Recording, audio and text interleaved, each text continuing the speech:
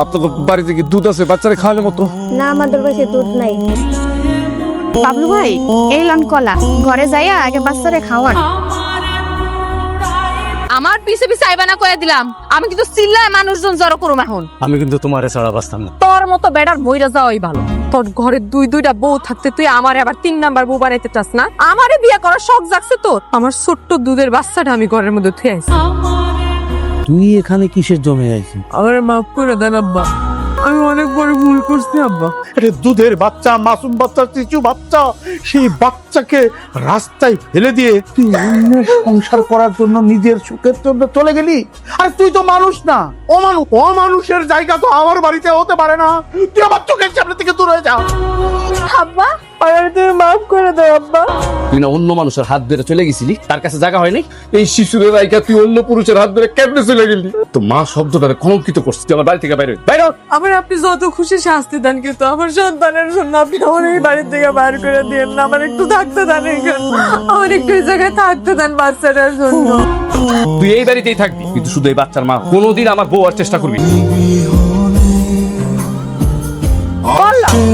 আরে অবস্থা কেন? দেখছেন, সবকিছু আমার জন্য। আমার এই বাচ্চাটা কতগুলা দিন আমার ছাড়া থাকছে। এই সাপটার আবার অ্যাক্সিডেন্ট, সবটা আমার জন্যই হয়েছে না? এত কষ্ট সব আমার লেগেই হয়েছে না? শোন, আমার শরীর কিন্তু বেশি ভালো না, বুঝছো? এই খারাপ শরীর নিয়ে আমি কিন্তু বাইরে যেতে অনেক কষ্ট। এমন কোন উল্টাপাল্টা কথা খুবই না যে এই অবস্থায় আমি বাড়ি ছেড়ে চলে যাবো। আমি আর কোনো কথা কমো না। তুমি এখানে কি করতেছো? আমি তোমারে নিবার লাগিয়ে গেছি।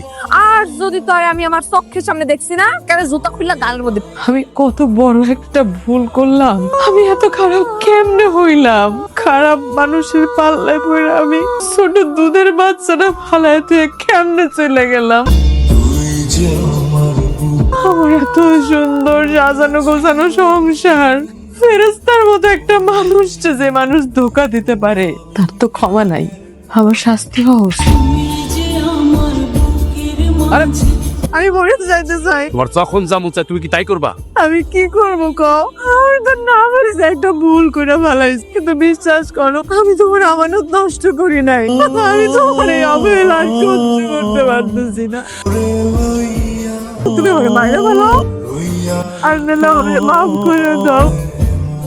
আমি আর সহ্য করতে পারতেছি না। আমিও তোমার